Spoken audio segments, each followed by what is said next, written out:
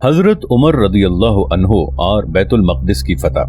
مسلمانوں نے خلافت فاروقی کے آغاز ہی میں یرموک پر فتح پا لی تھی اور روم کی شکست خوردہ فوجیں وہاں سے بھاگ کر فہل میں جمع ہو گئی تھیں۔ اس لیے حضرت ابو عبیدہ رضی اللہ عنہ نے ابو العار سلمی کو ان کے مقابلے کے لیے بھیجا اور خود دمشق روانہ ہو گئے۔ ابو العار نے اپنے لشکر کے ساتھ ان فوجوں کے سامنے پڑاؤ ڈال دیا جنہیں ہرقل کی بھیجی ہوئی امدادی فوجوں نے کچھ سنبھال لیا تھا۔ جب دمشق فتح ہو گیا تو حضرت ابو عبیدہ رضی اللہ عنہ، حضرت خالد بن ولید رضی اللہ عنہ، حضرت عمرو بن عاص رضی اللہ عنہ اور حضرت شرجیل بن حسن رضی اللہ عنہ وہاں سے واپس ہوئے اور فہل پہنچ کر رومیوں کا محاصرہ کر لیا تان کہ انہیں شکست دی۔ اس کے بعد تیبریہ اور بیسان پر چڑھائی کی اور فلسطین کے دروازوں پر جا کھڑے ہوئے۔ اس وقت حضرت ابو عبیدہ رضی اللہ عنہ اور حضرت خالد رضی اللہ عنہ بن ولید حضرت عمر رضی اللہ عنہ کے حکم کے مطابق حمص چلے گئے اور فلسطین پر حملہ کرنے والی اسلامی فوجوں کی قیادت حضرت عمرو بن عاص رضی اللہ عنہ اور حضرت شرجیل رضی اللہ عنہ کے سپرد کر گئے۔ حضرت ابو عبیدہ رضی اللہ عنہ نے حمص فتح کر لیا۔ وہاں سے مسلمان حماد، پھر حلب، پھر انطاکیہ، پھر شام کے شمال اور قلقیہ کے جنوب میں پہنچے۔ فتح ان کے رکاب میں چل رہی تھی، اس لیے ہرقل کو اس کے سوا کوئی چارہ نظر نہ آیا کہ شام کو آخری سلام کہہ کر قسطنطنیہ بھاگ جائے۔ جس وقت حضرت ابو عبیدہ رضی اللہ عنہ شمالی روم میں فاتحانہ پیش قدمی فرما رہے تھے، حضرت عمرو بن عاص رضی اللہ عنہ اور حضرت شرجیل بن حسن رضی اللہ عنہ روم کی ان فوجوں سے جنگ آزما تھے جو فلسطین میں جمع تھیں اور انہیں شکست دینے کی کوشش کر رہے تھے۔ لیکن یہ کوئی آسان کام نہ تھا۔ یہ فوجیں کثرت تعداد اور سامان کے اعتبار سے بہت قوی تھیں اور ان کی قیادت روم کا سب سے بڑا سپہ سالار اطربون کر رہا تھا، جس کی بعید النظری اور جنگی سوجھ بوجھ ساری مملکت میں اپنا کوئی حریف نہ رکھتی تھی۔ طبری اور ان کے متبعین کی کتابوں میں اس کا نام ارطبون آیا ہے۔ بعض مورخین اس پر لام تعریف کا اضافہ کر کے الارطبون لکھتے ہیں۔ الفریڈ بٹلر نے اپنی کتاب مصر میں عربوں کی فتوحات میں اس کی تصحیح کرتے ہوئے بتایا ہے کہ وہ اریتیون ہے، لیکن بعض کتب و اسفار میں یہ نام اطربون ہی ہے، جیسا کہ ہم بتا رہے ہیں۔ بعض محققین کی رائے ہے کہ اطربون کا لفظ ارطبون اور اریتیون سے زیادہ صحیح ہے، اور یہ اس سپہ سالار کا نام نہیں ہے جو بیت المقدس کی رومی فوجیوں کا کماندار تھا، بلکہ روم کے اس سپہ سالار اعظم کا لقب ہے جو عزت و اقتدار کے لحاظ سے ہرقل کا ہم مرتبہ تھا۔ اب ارطبون نے سوچا کہ فوج کو مختلف مقامات پر پھیلا دیا جائے تاکہ زمام اقتدار بھی تنہا اسی کے ہاتھ میں رہے، اور اگر اس فوج کے کچھ حصوں پر عرب فتح بھی پائے تو دوسرے حصے اس سے متاثر نہ ہوں۔ چنانچہ اس نے رملہ اور اسی طرح ایلیہ پر ایک بھاری لشکر متعین کیا اور ان کی حمایت کے لیے غزہ، سبسطیہ، نابلس، لد اور یافا میں فوجیں چھوڑی۔ ایلیہ بیت المقدس کا نام ہے اور رملہ 8ویں صدی عیسوی میں راما نامی ایک بستی کے قریب آباد کیا گیا تھا، لیکن بعد کو تباہ و برباد ہو گیا۔ مورخین عرب آج بھی جو اس مقام کو رملہ کے نام سے موسوم کرتے ہیں، اس کی وجہ یہ ہے کہ پڑھنے والا کسی التباس میں نہ مبتلا ہو جائے۔ لہذا رملہ اور ایلیہ پر بھاری لشکر متعین کرنے کے بعد اطربون کو یقین تھا کہ وہ عربوں پر فتح پانے اور ان کی قوتوں کو پراگندہ کرنے کی طاقت و قوت رکھتا ہے۔ حضرت عمرو بن عاص رضی اللہ عنہ نے موقع کی نزاکت کو محسوس فرما لیا۔ انہوں نے سوچا کہ اگر وہ اپنی تمام فوجوں کے ساتھ اطربون کے مقابلے میں صف آرا ہوتے ہیں تو رومی فوجیں ایک دوسرے سے مل جائیں گی اور وہ ان پر فتح یاب نہیں ہو سکیں گے، بلکہ ہو سکتا ہے کہ رومی ان پر فتح پا لیں۔ چنانچہ انہوں نے حضرت عمر رضی اللہ عنہ کو خط لکھا اور خلیفۃ المسلمین رضی اللہ عنہ نے یزید بن ابی سفیان کو حکم دیا کہ اپنے بھائی معاویہ کو قیصاریہ فتح کرنے بھیجو تاکہ بحری راستے سے اطربون کو مدد نہ پہنچ سکے۔ قیصاریہ ایک بہت مضبوط اور خطرناک سرحدی قلعہ تھا جس کی حفاظت پر ایک بہت بڑا رومی لشکر متعین تھا۔ حضرت معاویہ رضی اللہ عنہ نے قیصاریہ پہنچ کر اس کا محاصرہ کر لیا۔ رومی کبھی کبھی اسلامی فوج پر حملہ کرتے، لیکن شکست کھا کر پھر اپنے مورچے میں واپس ہو جاتے۔ آخرکار جب محاصرہ طویل ہو گیا تو ایک دن مرنے مارنے کے ارادے سے نکلے، لیکن شکست کھائی اور ایسی عبرتناک شکست کھائی کہ میدان جنگ میں ان کے 80,000 سپاہی کھیت رہے اور یہ تعداد ہزیمت و فرار کے بعد 1,00,000 تک پہنچ گئی۔ قیصاریہ کی فتح اور اس کے لشکر کی تباہی کے بعد مسلمان اس طرف سے مطمئن اور محفوظ ہو گئے اور اس رستے رومیوں کی کمک کا سلسلہ رک گیا۔ جس طرح عربوں نے قیصاریہ پر قبضہ کیا تھا، اسی طرح غزہ بھی فتح کر لیا۔ عہد صدیقی میں بھی مسلمان ایک دفعہ غزہ پر قبضہ کر چکے تھے، لیکن بعد کو انہیں وہاں سے نکال دیا گیا تھا۔ جب یہ دونوں سرحدی مقام مسلمانوں کے زیر اقتدار آ گئے تو حضرت عمرو بن عاص رضی اللہ عنہ کو سمندر کی طرف سے اطمینان ہو گیا اور اطربون کو صرف انہی فوجوں پر اعتماد کرنا پڑا جو اس کے پاس تھی۔ حضرت عمرو بن عاص رضی اللہ عنہ نے صرف اسی پر اکتفا نہ کیا، بلکہ جب دیکھا کہ اطربون اپنی فوج کو لے کر اجنادین کی طرف بڑھ رہا ہے تو علقمہ ابن حکیم اور مسروق عقی کو ایلیہ کی طرف بھیجا اور انہوں نے ایلیہ کی فوجوں کو الجھا لیا۔ ساتھ ہی ابو ایوب مالکی کو رم اللہ کی طرف روانہ کیا اور اس کے حامیوں کو چاروں ناچار اس کی حفاظت کرنا پڑی۔ ناظرین، آگے بڑھنے سے پہلے کامنٹ سیکشن میں ہمیں اپنی آراء سے ضرور آگاہ کیجیے گا کہ آپ کو ہماری یہ سیریز کیسی لگ رہی ہے۔ آئندہ آنے والی اقساط سے باخبر رہنے کے لیے ہمارے چینل کو سبسکرائب کر لیں اور ساتھ موجود بیل آئیکن کو ضرور کلک کر لیں۔ شکریہ۔ حضرت عمرو بن عاص رضی اللہ عنہ نے حضرت عمر رضی اللہ عنہ کی خدمت میں ایک مکتوب ارسال کیا جس میں ان تمام واقعات کی تفصیل کے بعد اطربون کی سوجھ بوجھ اور ہیلہ کاریوں کا ذکر کیا۔ اپنے اس خط میں حضرت عمرو بن عاص رضی اللہ عنہ نے رومی فوجیوں کی کثرت و طاقت کا بیان ایسے پیرائے میں کیا تھا کہ خلیفۃ المسلمین رضی اللہ عنہ نے ان کی مدد کے لیے ایک عظیم لشکر بھیجنے کا حکم دیا۔ اس کے بعد خط پر دوبارہ نظر ڈالی، اطربون کی ہوشیاری و چالاکی اور ہیلہ و مکر کا بیان پڑھ کر مسکرائے اور حاضرین سے فرمایا، ہم نے اطربون کو عرب کے اطربون سے بڑھا دیا ہے، دیکھیے اب کیا ظہور میں آتا ہے۔ کمک فلسطین پہنچ گئی۔ حضرت عمرو بن عاص رضی اللہ عنہ نے اس میں سے کچھ فوج تو ان مسلمانوں کی مدد کے لیے بھیج دی جو ایلیہ اور رم اللہ میں دشمن کے لشکر کو الجھائے ہوئے تھے، اور خود ایک بڑا لشکر لے کر اطربون سے نمٹنے اجنادین روانہ ہو گئے۔ وہاں پہنچ کر دیکھا تو رومی قلعہ بند ہوئے بیٹھے تھے اور چاروں طرف خندقیں کھود کر اچھی طرح اپنی حفاظت کر رکھی تھی۔ ان تک کیسے پہنچا جائے؟ کون ہے جو رہنمائی کرے؟ حضرت عمرو بن عاص رضی اللہ عنہ کو ہیلے کے سوا کوئی وسیلہ نظر نہ آیا۔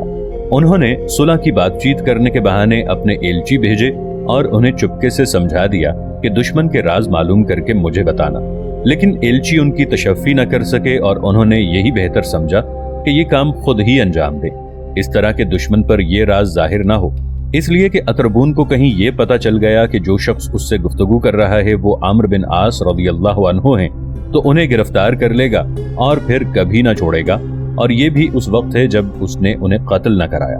حضرت عمرو بن عاص رضی اللہ عنہ بھیس بدل کر اطربون سے ملنے روانہ ہو گئے اور اپنے مطلب کی باتوں کو اچھی طرح دیکھ بھال کے ایلچی کے روپ میں اطربون کے پاس پہنچے۔ دونوں میں گفتگو ہوئی۔ اطربون کو شک گزرا اور اس نے دل میں کہا، بخدا یہ عمرو بن عاص ہے یا پھر وہ شخص ہے جس کے مشورے پر عمرو چلتا ہے۔ اگر میں نے اسے قتل نہ کیا تو اپنی قوم پر بڑا ظلم کروں گا۔ دل میں یہ فیصلہ کر کے اس نے اپنے محافظ دستے کے ایک سپاہی کو بلایا اور اس کے کان میں کہا کہ رستے میں کھڑے ہو جاؤ اور جیسے ہی یہ عرب تمہارے پاس سے گزرے اس کی گردن اڑا دینا۔ حضرت عمرو بن عاص رضی اللہ عنہ تاڑ گئے کہ ان کے ساتھ دھوکہ کیا جانے والا ہے اور اطربون سے کہا، آپ نے میری سن لی اور میں نے آپ کی، جو کچھ آپ نے فرمایا ہے میرے دل نے اسے قبول کر لیا ہے۔ میں ان 10 آدمیوں میں سے ایک ہوں جنہیں عمر بن خطاب رضی اللہ عنہ نے اس مسلمان سالار لشکر کا مشیر بنا کر اس کے ساتھ بھیجا ہے۔ میں جاتا ہوں اور ان سب کو اپنے ہمراہ لے کر ابھی واپس آتا ہوں۔ اگر آپ کی بات میری طرح انہوں نے بھی قبول کر لی تو اہل لشکر اور امیر المؤمنین دونوں اسے قبول کر لیں گے، اور اگر ان کی رائے اس کے خلاف ہوئی تو آپ انہیں ان کے لشکر میں واپس بھیج دیں اور اس کے بعد جو مناسب سمجھے قدم اٹھائیں۔ اطربون نے یہ بات سنی تو اسے اپنے گمان پر شک گزرا۔ جس سپاہی کو اس نے حضرت عمرو بن عاص رضی اللہ عنہ کے قتل پر مامور کیا تھا اسے منع کرا دیا اور حضرت عمرو رضی اللہ عنہ سے کہا، جاؤ اور اپنے ساتھیوں کو لے کر آؤ۔ حضرت عمرو رضی اللہ عنہ بصورت تمام اپنے لشکر میں پہنچ گئے اور دوبارہ اس کے پاس نہ گئے۔ اطربون کو جب حقیقت کا علم ہوا تو بولا، وہ مجھ سے چال چل گیا، میں نے ایسا عیار آدمی نہیں دیکھا۔ جب عمر بن خطاب رضی اللہ عنہ کو اس کی اطلاع ملی تو کہا، عمرو نے اسے زیر کر لیا۔ بخدا عمرو نے لڑائی کے تمام پہلوؤں پر سوچ بچار اور اس کی تیاری مکمل کر لینے کے بعد حضرت عمرو بن عاص رضی اللہ عنہ کے سامنے ایک قیامت آفری معرکے کے سوا اور کوئی مرحلہ باقی نہ رہا تھا۔ دونوں لشکر اجنادین میں مقابل ہوئے، جس طرح اس سے پہلے مسلمانوں اور رومیوں کے لشکر یرموک کے لیے وقوصہ میں مقابل ہوئے تھے۔ فریقین جانتے تھے کہ اس لڑائی کو رومی سلطنت اور اسلام دونوں کی زندگی میں کتنا دخل ہے، چنانچہ اجنادین میں بھی یرموک کی طرح قیامت کا رن پڑا۔ طرفین کے بے شمار آدمی قتل ہوئے اور فتح کے پلڑے دیر تک اونچے نیچے ہوتے رہے، لیکن مسلمانوں میں صبر و استقامت کا جذبہ رومیوں سے زیادہ تھا۔ حضرت ابو عبیدہ رضی اللہ عنہ اور خالد بن ولید رضی اللہ عنہ نے شمالی شام میں جو فتوحات حاصل کی تھیں ان کی خبر مسلمانوں اور رومیوں دونوں کو مل گئی تھی۔ فلسطین کے یہودیوں اور عیسائیوں کو اپنے حاکموں اور جنگ آزماؤں سے کوئی لگاؤ نہیں تھا۔ ان کی حیثیت محض تماشائیوں کی سی تھی جن کو رومیوں سے ہمدردی تھی نہ مسلمانوں سے دشمنی۔ حضرت عمرو بن عاص رضی اللہ عنہ اور ان کے لشکر کو اسلامی فتوحات کی خبروں اور اپنے گرد و پیش کی رومی رعایا کے اس طرز عمل سے بڑی تقویت پہنچی۔ ان کے جذبہ جہاد کو شے ملی اور ان کے ثبات و استقلال میں اضافہ ہوا۔ جب سورج ڈوبنے لگا تو اطربون نے دیکھا کہ اس کی صفوں میں انتشار پیدا ہو رہا ہے اور سپاہیوں پر تکان کے آثار طاری ہیں۔ چنانچہ وہ بیت المقدس کی طرف پسپا ہو گیا۔ علقمہ بن حکیم اور مسروق عکی نے جو اسے پسپا ہوتے دیکھا تو اپنی فوجوں کو حکم دیا کہ رستہ چھوڑ دیں۔ اطربون اپنی بچی کھچی فوج لے کر بیت المقدس کے مورچوں کی مضبوطی اور مدافعانہ قوت پر اعتماد کرتے ہوئے شہر میں داخل ہو گیا اور اس دن کا انتظار کرنے لگا جس میں وقت کی بے رخی کم سے کم اس کے حصے میں آئے تاکہ جس فتح سے وہ آج محروم رہا ہے اس کی امید کر سکے۔ حضرت عمرو بن عاص رضی اللہ عنہ نے علقمہ بن حکیم، مسرور عقی اور ابو ایوب مالکی کو حکم دیا کہ وہ اپنی فوجیں لے کر اجنادین آ جائیں، اور جب یہ تمام فوجیں جمع ہو گئیں تو بیت المقدس میں اطربون پر حملہ کرنے کی تدبیر سوچنے لگے۔ سب کی رائے یہ ہوئی کہ حملہ کرنے سے پہلے اسے چاروں طرف سے گھیر لیا جائے اور سمندر کی طرف سے اس کا خط رجعت منقطع کر دیا جائے۔ چنانچہ مسلمانوں نے رفح، غزہ، سبسطیہ، نابلس، لد، امواس، بیت جبرین اور یافا فتح کر لیے۔ ان میں سے کچھ شہروں پر تو بزور شمشیر قبضہ کیا گیا اور بعض شہروں نے بغیر لڑے جزیے پر صلح کر لی۔ اس طرح بیت المقدس اور رم اللہ بس یہ دو ہی قلعہ بند شہر تھے جن کے گرد مسلمانوں کو گھیرا ڈالنا پڑا۔ آپ کا کیا خیال ہے؟ مسلمان اپنے عقب کی طرف سے مطمئن ہونے کے بعد بیت المقدس کا محاصرہ کر کے اس پر حملہ کر دیتے، یا حضرت عمر رضی اللہ عنہ کو حالات لکھ کر ان کا حکم آنے تک جہاں تھے وہیں ٹھہرے رہتے؟ ابھی اس کے متعلق مسلمان کوئی فیصلہ نہ کر پائے تھے کہ حضرت عمرو بن عاص رضی اللہ عنہ کو اطربون کا ایک خط ملا جس میں اس نے لکھا تھا: تم میرے دوست اور میرے مسیل ہو، تمہیں اپنی قوم میں وہی مرتبہ حاصل ہے جو مجھے اپنی قوم میں۔ بخدا اجنادین کے بعد اب تم فلسطین کا کوئی حصہ فتح نہ کر سکو گے، اس لیے بہتر ہے کہ واپس چلے جاؤ اور اپنے تئیں گمراہی میں مبتلا نہ کرو، ورنہ اپنے پیشروؤں کی طرح تمہیں بھی منہ کی کھانی پڑے گی۔ حضرت عمرو بن عاص رضی اللہ عنہ کو یہ خط پڑھ کر بڑی حیرت ہوئی۔ انہوں نے جواب میں لکھا: میں اس ملک کا فاتح ہوں، اور اطربون کو صلاح دی کہ وہ اپنے مشیروں سے تبادلہ خیال کرے، بہت ممکن ہے وہ اس کی تباہی سے پہلے اسے کوئی نیک مشورہ دے دیں، لیکن اجنادین کے معرکے میں مسلمانوں کا خاصا جانی نقصان ہوا تھا، اس لیے حضرت عمرو بن عاص رضی اللہ عنہ نے حضرت عمر رضی اللہ عنہ سے مدد اور ہدایت چاہی اور اپنے خط میں لکھا: میں سخت دشمن کا تدارک کر رہا ہوں اور ایسے شہروں میں ہوں جو آپ کے لیے بے سپر کر دیے گئے ہیں، آگے آپ کی رائے۔ یہ خط بارگاہ خلافت میں پہنچا اور حضرت عمر رضی اللہ عنہ بن خطاب نے ملاحظہ فرمایا۔ تمام مورخوں کی روایت سے، جن میں مسلم اور غیر مسلم دونوں شامل ہیں، یہ ثابت ہے کہ بعد کو حضرت عمر رضی اللہ عنہ بیت المقدس تشریف لے گئے اور اس کے باشندوں سے پیمان صلح باندھا، لیکن اس خط کے ملنے اور حضرت عمر رضی اللہ عنہ کے بیت المقدس تشریف لے جا کر معاہدہ صلح مرتب کرنے کے دوران میں جو واقعات پیش آئے ان میں شدید اختلاف ہے۔ اس پر سب کا اتفاق ہے کہ بیت المقدس کے باشندوں پر اجنادین کے معرکے کا خوف طاری ہو گیا تھا، اور یہ بات ان کے دل میں بیٹھ گئی تھی کہ بیت المقدس کا شہر ایک نہ ایک دن عربوں کے قبضے میں جا کر رہے گا۔ چنانچہ ان سب نے، جن میں اسقف سفرنیوس بھی شامل تھا، متفقہ طور پر صلیب اعظم اور کلیساؤں کے تمام قیمتی ظروف ساحل سمندر پر منتقل کر دیے اور جہاز میں لاد کر دارالسلطنت قسطنطنیہ بھیج دیے، جہاں بعد کو صلیب آیا صوفیہ کے کلیسا میں رکھ دیے گئے۔ اور اس سے پہلے کہ حضرت عمر رضی اللہ عنہ اور مقدس شہر کے نمائندوں میں صلح کی بات چیت شروع ہو، اطربون اپنی فوجوں کو لے کر بیت المقدس سے مصر بھاگ گیا۔ اختلاف اس میں ہے کہ اس کے سوا اور کیا واقعات پیش آئے۔ کیا اطربون کے ایلیا چھوڑنے اور حضرت عمر رضی اللہ عنہ کے باشندگان ایلیا سے مصالحت کے لیے آنے سے پہلے حضرت عمرو بن عاص رضی اللہ عنہ نے پیش قدمی کر کے اس کا محاصرہ کر لیا تھا، یا محاصرے سے پہلے ہی ان لوگوں نے صلح کی درخواست پیش کر دی تھی؟ کیا حضرت خالد بن ولید رضی اللہ عنہ اور حضرت ابو عبیدہ بن جراح رضی اللہ عنہ نے شام سے آ کر بیت المقدس کا محاصرہ کیا تھا؟ حضرت عمرو بن عاص رضی اللہ عنہ نے نہیں، یا حضرت عمر بن عاص رضی اللہ عنہ بھی ان کے ساتھ اس محاصرے میں شامل تھے؟ کیا حضرت عمر بن خطاب رضی اللہ عنہ نے جزیرہ نمائے عرب سے آنے والی امدادی فوجوں کے ساتھ آ کر اس محاصرے میں شرکت فرمائی تھی اور اس کے بعد صلح کی بات چیت ہوئی تھی، یا آپ اہل بیت المقدس کے اس اصرار پر کہ ہم صلح کا پیمان امیر المؤمنین سے ہی باندھیں گے چند آدمیوں کے ساتھ تشریف لائے تھے؟ اور کیا محاصرہ زیادہ دن جاری رہا تھا یا تھوڑے ہی دنوں میں ختم ہو گیا تھا؟ یہ ہیں وہ مسائل جن میں روایات ایک دوسرے سے اتنی مختلف ہیں کہ تطبیق دشوار ہو گئی ہے۔ اس لیے ہمیں چاہیے کہ اس داستان کا پھیلاؤ کم کر کے ان واقعات کی تفصیل بیان کریں جو بیت المقدس میں صلح کی بات چیت اور اس کے بعد پیش آئے۔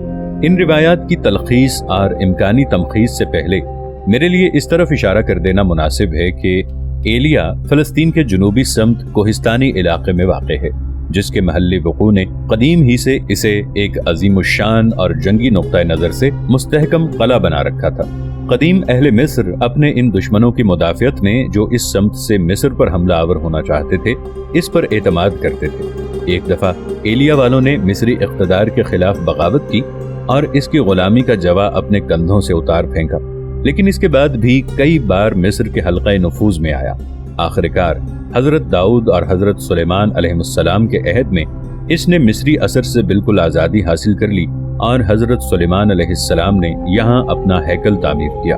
6 صدی قبل مسیح میں جب ایرانیوں نے چڑھائی کی تو ایلیا اور اس کا ہیکل نظر آتش ہو گئے۔ بعد کو یہ ہیکل دوبارہ تعمیر کیا گیا۔ اس کے بعد یہودیوں نے اسے اپنا معبد اور دینی شاعر کے لیے مقدس مقام بنا لیا۔ انہوں نے اس کی عمارت کو پختہ کیا، یہاں تک کہ اس کی حیثیت ایک مضبوط قلعے کی سی ہو گئی جس نے 1 صدی قبل مسیح میں رومی حملے کو جھیلا۔ رومیوں سے پہلے جب ہیروس فلسطین کا فرما روا ہوا تو اس نے ہیکل کو ڈھا کر اس کی بنیادوں پر پہلے سے بھی زیادہ بلند، مضبوط اور عظیم الشان عمارت بنوائی۔ اس کے بعد جب مسیحیت کے قدم فلسطین میں جمے اور اس پر ایک اچھی خاصی مدت گزر گئی تو اس ہیکل کو فراموش کر دیا گیا، یہاں تک کہ وہ قریب کھنڈر ہو کے رہ گیا۔ اس کے باوجود بیت المقدس کا شہر اپنے محل وقوع اور قلعوں کے استحکام کی بنا پر ایک خاص اہمیت کا حامل رہا۔ چنانچہ 7ویں صدی عیسوی کے اوائل میں جب ایرانیوں نے اس پر حملہ کیا تو اس کے دروازے فوراً ان کے لیے نہیں کھولے گئے، بلکہ 18 دن کے محاصرے کے بعد بیت المقدس والے اطاعت پر مجبور ہوئے۔ اس کے بعد جب ہرقل نے دوبارہ اس پر قبضہ کیا تو یہودیوں نے یہ الزام لگا کر کہ جب ایران نے بیت المقدس پر حملہ کیا تھا تو انہوں نے حملہ آوروں کے ساتھ ہمدردی اور اپنے ملک کے خلاف جاسوسی کی تھی، انہیں طرح طرح سے ستایا، ان کی گردنیں ماری اور انہیں جلاوطن کیا۔ تاریخ بیت المقدس کی یہ سرسری جھلک اس روایت کی نفی کرتی ہے جس کا بیان ہے کہ بیت المقدس میں مسلمانوں کی بالکل مقاومت نہیں کی گئی۔ جیسے ہی اطربون کو یہ معلوم ہوا کہ غازیان اسلام چڑھائی کرنے آ رہے ہیں، وہ مصر بھاگ گیا اور حضرت عمر بن عاص رضی اللہ عنہ کے وہاں پہنچتے ہی اسقف سفرنیوس نے اس شرط پر مسلمانوں کو صلح کی درخواست بھیج دی کہ امیر المؤمنین رضی اللہ عنہ بنفس نفیس تشریف لا کر صلح کا معاہدہ مرتب فرمائیں۔ آپ جان چکے ہیں کہ بیت المقدس نے اپنی پوری تاریخ میں حملوں کی مزاحمت کس طرح کی اور مسلمانوں کی آمد سے 20 سال پہلے ایرانیوں کے ساتھ مقابلہ کیا۔ حالانکہ انہی دنوں ایرانیوں نے شام میں رومیوں پر فتح پائی تھی اور انہیں کئی موقعوں پر شکست دی تھی، جس طرح مسلمانوں نے یرموک، دمشق، فہل اور اجنادین میں رومیوں کے کسبل نکالے تھے۔ اس کے باوجود اس مقدس شہر نے مقابلہ کیے بغیر ایرانیوں سے ہار نہیں مانی۔ ان حالات میں یہ بالکل فطری تھا کہ بیت المقدس والے مسلمانوں کی بھی اسی طرح مزاحمت کرتے جس طرح انہوں نے ایرانیوں کی مزاحمت کی تھی۔ اس سے اس روایت کی تصدیق ہوتی ہے جو ہمیں یہ بتاتی ہے کہ صلح کی پیشکش سے پہلے مسلمانوں کو کئی مہینے محاصرہ کرنا پڑا، اور یہ قول غلط ثابت ہو جاتا ہے کہ انہوں نے بغیر کسی مقاومت کے صلح کی درخواست بھیج دی تھی۔ اسی طرح یہ بھی ضروری ہے کہ ہم اس روایت کو حقیقت سے بعید سمجھیں جس کا بیان ہے کہ حضرت خالد بن ولید رضی اللہ عنہ یا حضرت ابو عبیدہ بن جراح رضی اللہ عنہ نے تنہا یا مشترکہ طور پر بیت المقدس کا محاصرہ کیا، جیسے کہ طبری، ابن اسیر اور ابن کثیر وغیرہ نقل کرتے ہیں۔ طبری کی روایت ہے، کہا جاتا ہے کہ حضرت عمر رضی اللہ عنہ کے شام آنے کی وجہ یہ تھی کہ حضرت ابو عبیدہ رضی اللہ عنہ نے بیت المقدس کا محاصرہ کیا تو اہل شہر نے انہی شرطوں پر جو شام کے دوسرے علاقوں کے باشندوں سے ہو چکی تھی صلح کی درخواست کی، مگر اس میں اتنی شرط اور بڑھائی کہ حضرت عمر رضی اللہ عنہ خود تشریف لا کر صلح کی تکمیل کریں۔ حضرت ابو عبیدہ رضی اللہ عنہ نے اس کی اطلاع بارگاہ خلافت میں ارسال کی اور حضرت عمر رضی اللہ عنہ مدینے سے روانہ ہو گئے۔ ہم اس روایت کو خلاف حقیقت اس لیے سمجھتے ہیں کہ بیت المقدس کے محاصرے کے وقت حضرت ابو عبیدہ رضی اللہ عنہ اور حضرت خالد رضی اللہ عنہ حمص، حلب، انطاکیہ اور ان کے آس پاس کے شہروں کی فتوحات میں مصروف تھے،